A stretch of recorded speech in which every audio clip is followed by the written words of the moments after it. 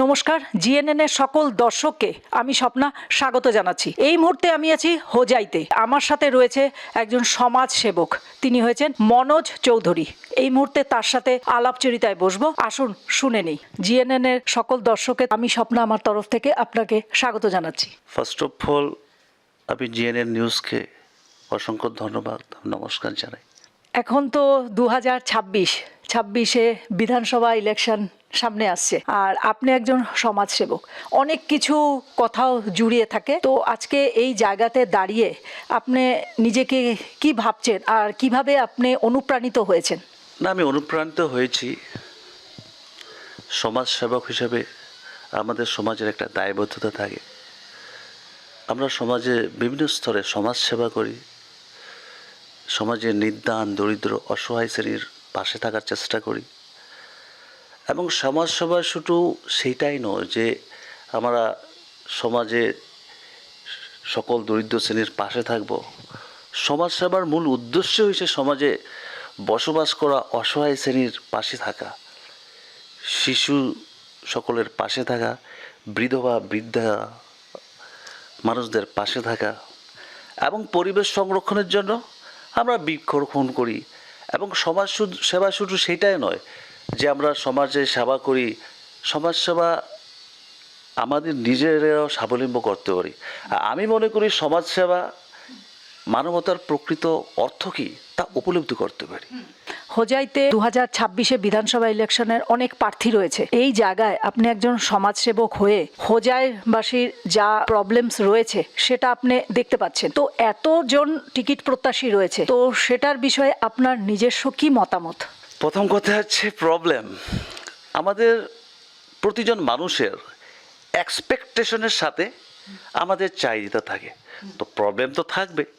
এখন টিকিট প্রত্যাশী যে আপনি বলেন যে এত ইনক্রিজ হয়েছে, আমি মনে করি মাননীয় মুখ্যমন্ত্রী ডক্টর হিমন্ত বিশ্ব শর্মার নেতৃত্বে আমাদের হোজাই সমষ্টির মাননীয় বিধায়ক মহাশয় ভালো কাজ করেছেন, বিজেপি ভালো কাজ করেছেন, তার জন্য ন্যাচারালি আপনার প্রত্যাশী বাড়তে পারে, এটা কোনো সন্দেহ নেই, হতে পারে।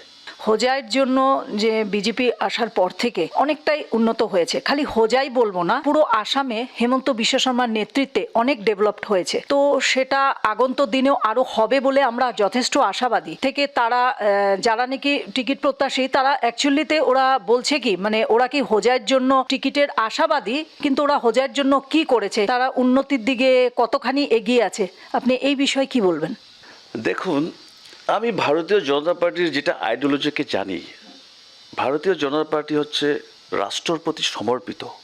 প্রতিজন কার্যকর্তা, বড় বড় যারা নেতারা আছেন আমাদের হোজাই সমষ্টিতে, এখন আপনি যদি দক্ষতা বা উন্নতির কথা বলেন, আমি মনে করি যারা যারা টিকিট প্রত্যাশী আছে, অবভিয়াসলি ওদের দক্ষতা আছে, এবং ওনাদেরকে ভারতীয় জনতা পার্টি যে ধরনের পদে অধিষ্ঠিত করেছেন, ওরা কাজ করেছেন।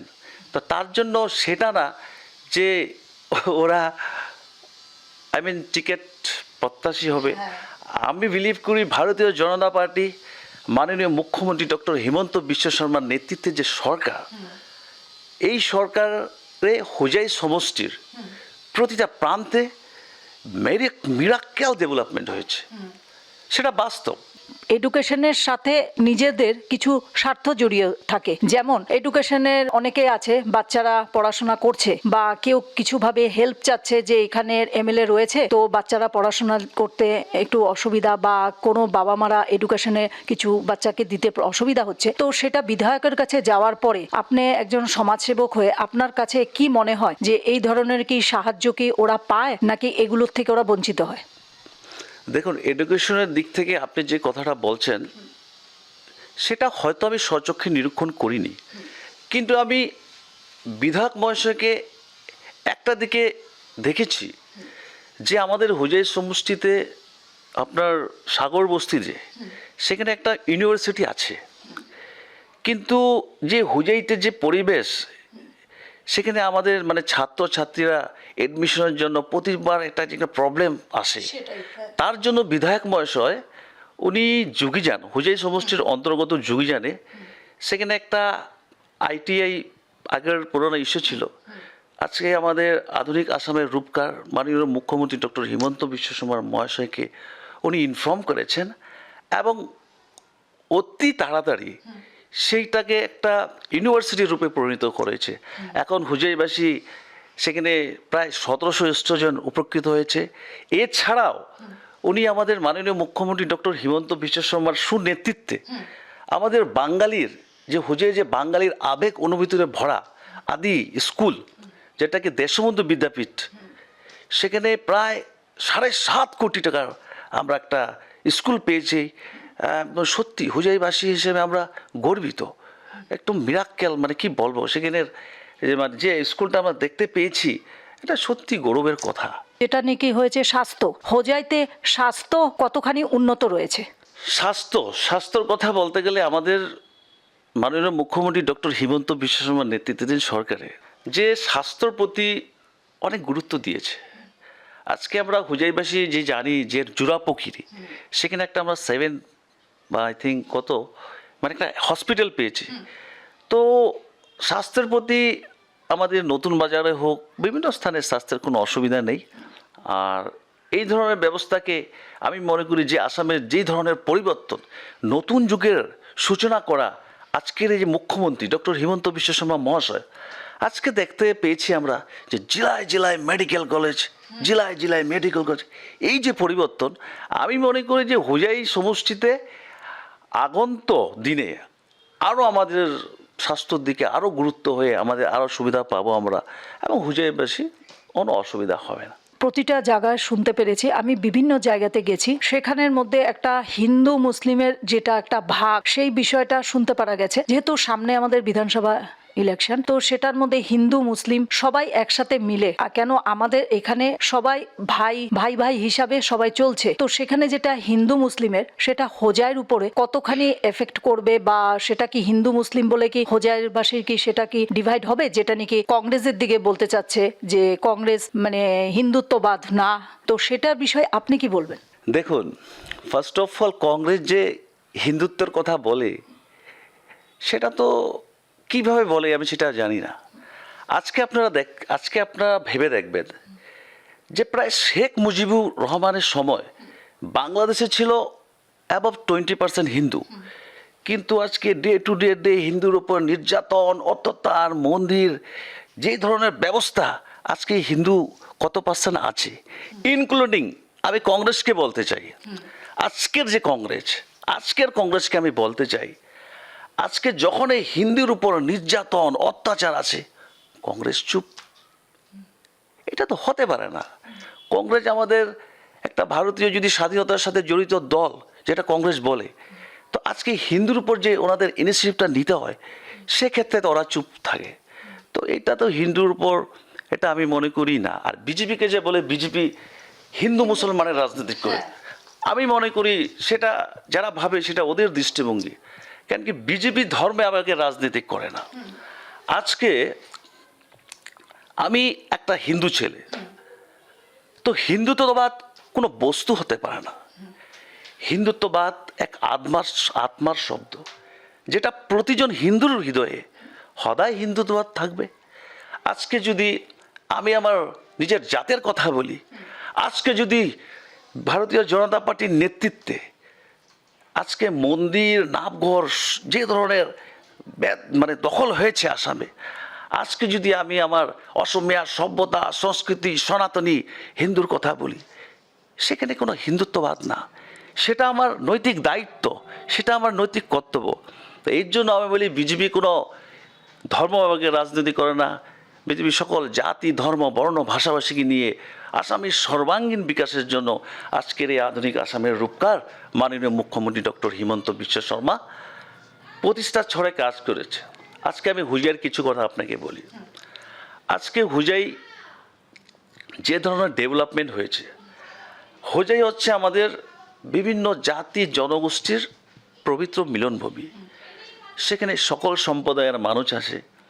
আজকে যদি একটা রোড ডেভেলপমেন্ট হয়, আজকে দেখবেন যে নীলবাগান থেকে গুয়াহাটির থেকে বা নগর থেকে যখন আপনার বাই রোডে হুজাই আসতেন, আজকে নীলবাগান থেকে যে ধরনের হুজে যে আসাম মালার রাস্তাটা হয়েছে, বা তুপ্রিং থেকে আপনার নতুন বাজারে যে রাস্তাগুলো হয়েছে আসাম মালার, শিববাড়ির থেকে লঙ্কা গড়গুটি পর্যন্ত, এই ধরনের কাজ আমাদের মুখ্যমন্ত্রী ডক্টর হিমন্ত বিশ্ব শর্মার নেতৃত্বে বিধায়ক মহোদয়ের প্রচেষ্টায় কাজগুলো করেছেন। বা আজকে যদি আপনারা আত্মনির্ভর ভারত ধরুন, যে আমরা বড় উপকৃত হয়েছে।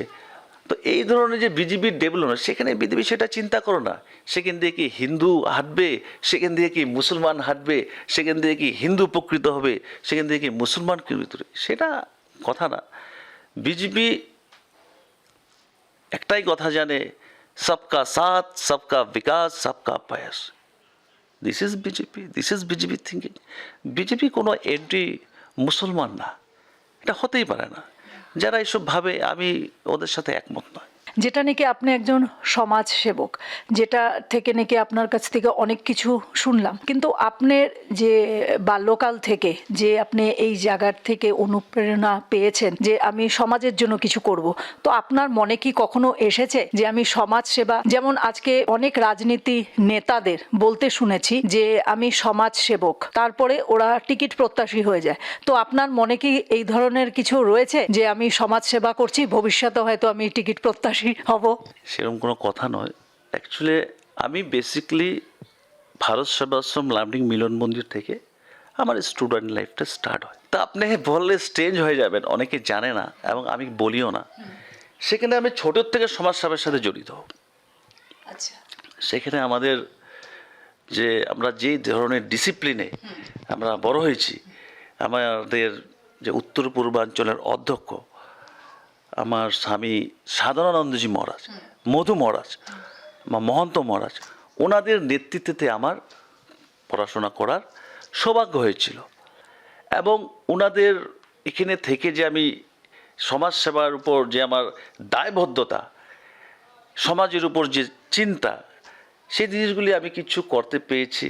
আজকে ওখানে যখনই বন্যা আসতো, ভারত সেবাশ্রম তখন এগিয়ে আসতো যে বিভিন্ন ধরনের মানুষকে কীভাবে উপকৃত করতে হয়। আর অনেক বছর আগের কথা এখন মনে হয়েছে আপনি বলাতে, সেখানে একটা চক্ষুর অপারেশন হতো, তখনও আমরা সেখানে নিজেকে সমর্পিতই করতাম। আর একটা কথা বললে অনেকে কী ধরনের ভাবে, আমি মনে করি ভারত সেবা আশ্রমের সেই দিনগুলো আমার এখনও মনে পড়ে। এবং আমার ফ্রেন্ড সার্কেলের সাথে আমি কথা বলি, আপনি স্টেজ হয়ে যাবেন, আমি ভিক্ষে পর্যন্ত করেছি।